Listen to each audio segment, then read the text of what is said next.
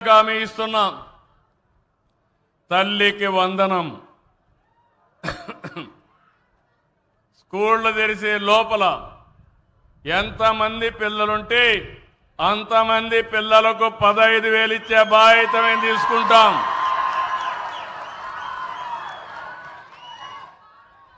నేను మీ ఊరికి వచ్చినప్పుడు చూశాను, జనాభా బాగా తగ్గిపోతా ఉంది. ఈరోజు మీరు చూస్తే మామూలుగా జనాభా నిలకడ ఉండాలంటే ఒక్కొక్క దంపతులు జీవితకాలం 2.1 మందికి సంతానం ఇవ్వాలి. ఈరోజు 1.56కు పడిపోయింది రాష్ట్రం. మీ జిల్లా కూడా 1.5కు వచ్చింది. మీ గ్రామం చూస్తే ఇంకా అడ్వాన్స్డ్గా ఉన్నారు, 1.4కు వచ్చేశారు. ఇప్పుడు మీరందరూ కానీ పిల్లలకు సంతానం ఇవ్వకపోతే ఈ ఊర్లో అందరూ ముసలోళ్లే ఉంటారు. ఒకసారి వాళ్ళు కూడా చనిపోతే అసలు మనుషులే ఉండరు. మళ్ళా చెయ్యేరు ఎక్కడుందంటే రికార్డులో ఎత్తుక్కోవాల్సి వస్తుంది. అందుకే నేను మిమ్మల్ని అందరినీ కోరుతున్నా, మళ్ళీ మనం పాపులేషన్ మేనేజ్మెంట్ చేయాలి. ప్రతి ఒక్కరూ 2 కంటే తక్కువ కాకుండా పిల్లల్ని కానీ బాధ్యత మీరు తీసుకోవాల్సిన అవసరం ఉంది. తల్లి, మీరందరూ గుర్తుపెట్టుకోవాలి ఈ విషయం. కొన్ని దేశాలు ఉన్నాయి, ఏజింగ్ ప్రాబ్లం అంటే వృద్ధుల సంఖ్య పెరిగింది, పిల్లల సంఖ్య తగ్గిపోయింది, పనిచేసే వాళ్ళ సంఖ్య తగ్గింది, పెన్షన్లు ఇవ్వాల్సిన వారి సంఖ్య పెరిగిపోయింది. దానివల్ల ఆ దేశాలు ఆర్థిక అభివృద్ధిలో ముందుకు పోలేకపోతున్నారు. మనం 2047 వరకు మన దేశంలో ఈ యొక్క అడ్వాంటేజ్ ఉంది. కానీ నార్త్ ఇండియా కంటే సౌత్ ఇండియా జనాభా బాగా తగ్గిపోయే పరిస్థితి వస్తూ ఉంది. దీన్ని మనం దృష్టిలో పెట్టుకొని పనిచేయాల్సిన అవసరం ఉంది. రైతులందరికీ హామీ ఇస్తున్నాం, ఈ ప్రభుత్వం రైతుల ప్రభుత్వం, మీకు అండగా ఉంటాం. ఎట్టి పరిస్థితుల్లో గిట్టుబాటు ధర ఇవ్వడమే కాకుండా రైతుల్ని పూర్తిగా ఆదుకునే బాధ్యత ఈ ప్రభుత్వం తీసుకుంటామని మీకు హామీ ఇస్తున్నాను. ఏదైతే అన్నదాత జూన్ నుంచే ప్రారంభిస్తా, కేంద్ర ప్రభుత్వం 3 విడతల్లో ఇస్తుంది. 20,000 రూపాయలు 3 విడతల్లో మీ అకౌంట్లో వేసే బాధ్యత ఈ ప్రభుత్వం అందని హామీ ఇస్తున్నాను. అదే సమయంలో రైతులందరికీ విజ్ఞప్తి చేస్తున్నా, ఒకప్పుడు కోనసీమ అందాల సీమ. కోనసీమలో వరి కావాలంటే దేశానికి అన్నదాత. గోదావరి డెల్టా వల్ల దేశం మొత్తం ఆహార భద్రత ఇచ్చింది. కానీ ఈరోజు చూస్తా ఉంటే తలసరి ఆదాయం తక్కువ అయిపోయింది. కొబ్బరి తోటలున్నాయి, కొంతవరకు ఆదాయం వస్తూ ఉంది. మీరు అక్వా కల్చర్కి వెళ్ళారు, చేపల పెంపకానికి వెళ్ళారు, కొంతవరకే ఆదాయం వస్తూ ఉంది. కానీ నేను ఆలోచించేది మీ ఆదాయం పెరగాలి, పాడి పరిశ్రమ అభివృద్ధి కావాలి.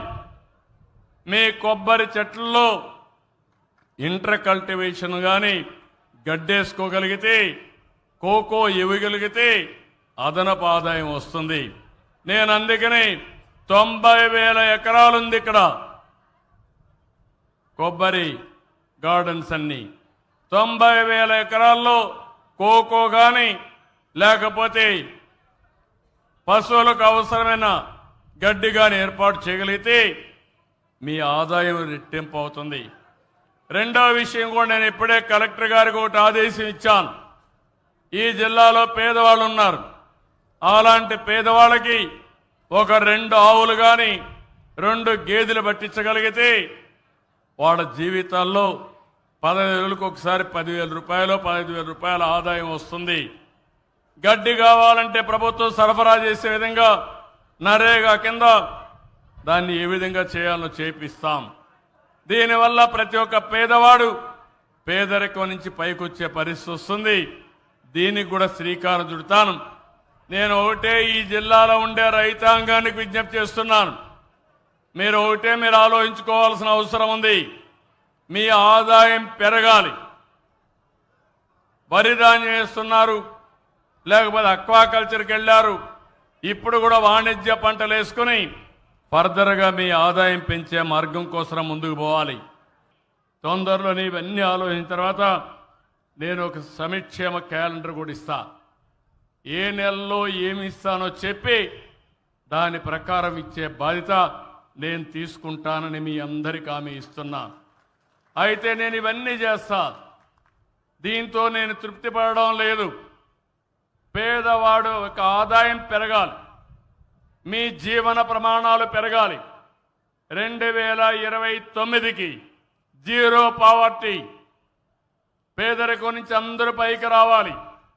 2029 నుంచి ఆర్థిక అసమానతలు తగ్గించాలి. దానికే తీసుకొచ్చా. ఆదాయం బాగా వచ్చిన 15% కింద నుండే 20% దత్తత తీసుకోవడం, మెంటరింగ్ చేయడం, వాళ్ళకు అవసరమైతే హెల్ప్ చేయడం, అవన్నీ చేయాల్సిన అవసరం ఉంది. ఇది చేయగలిగితే మానవత్వం అవుతుంది. ఈరోజు నేను ఒక మాట చెప్పాను. అంబేద్కర్ గారు గ్రేట్ ఇంటలెక్చువల్, ప్రపంచ మేధావి. కానీ ఆయన జీవితంలో కూడా మీరు చూస్తే బరోడా రాజు ఆయన చదువుకునే రోజుల్లో బాంబేలో చదువుకోవాలని నెలకు 10 రూపాయలు ఇచ్చాడు అప్పట్లో. అదే సమయంలో లండన్ పోవాలంటే, ఆక్స్ఫర్డ్ పోవాలంటే నెలకు $12 సహాయం చేశాడు. దానివల్ల అంబేద్కర్ గారు ప్రపంచ మేధావిగా తయారయ్యాడు. ఒకవేళ ఇవ్వకపోయినా అయి ఉండేవాడేమో, కానీ ఆ టైమ్లీ హెల్ప్ అనేది ఆయన జీవితానికి పనిచేసింది. ఒక అబ్దుల్ కలాం ఉన్నాడు, ఒక అయ్యంగార్ సహాయం చేశాడు. అప్పట్లో ఈ అయ్యంగార్లు అయితే ఈ ముస్లింలని ఎస్సీలతో ఎక్కువ కలవకూడదని నిబంధనలు ఉన్నటివి. అవన్నీ కూడా అధిగమించి మానవతా దృక్పథంతో అబ్దుల్ కలాం గారిని అండదీసి అన్ని విధాలా ప్రోత్సహించాడు. భారతదేశానికి ఒక రత్నంగా తయారై భారతరత్న అవార్డు వచ్చే పరిస్థితి వచ్చింది. ఇవన్నీ కూడా అందుకనే ఇప్పుడు కొత్తగా తీసుకొచ్చిన విధానం, పేద కుటుంబాలన్నీ బంగారు కుటుంబాలు. వాళ్ళని పైకి తీసుకొచ్చేవాళ్ళు మార్గదర్శులు. బంగారు కుటుంబం, మార్గదర్శి, ఈ రెండు కానీ కరెక్ట్గా జరిగితే నాకు ఏమాత్రం అనుమానం లేదు, ఒక చరిత్ర సృష్టించబోతున్నాం. ఈ రాష్ట్రంలో ఆర్థిక అసమానతలు తగ్గించి అందరికీ మెరుగైన జీవన ప్రమాణాలు. రెండవది మీ ఆదాయం పెంచడం, మీరు ఆరోగ్యాన్ని పరిరక్షించడం, మీరు ఆనందంగా ఉండే విధంగా చేయడం నా జీవితాశయంగా ఎంపిక చేసుకున్నా. అందుకే P4 అనేది ఆర్థిక అసమానత తగ్గిస్తూనే ఉంటాం. మీరు ఒకసారి ఆలోచించండి. ఇప్పుడు ఆ అమ్మాయి ఉంది, ఇంజనీరింగ్ చేసింది, సర్టిఫికెట్స్ రాక బాధపడ్డది. ఇప్పుడు నేను సర్టిఫికెట్స్ ఇచ్చాను, రేపు ఉద్యోగం ఇప్పిస్తా.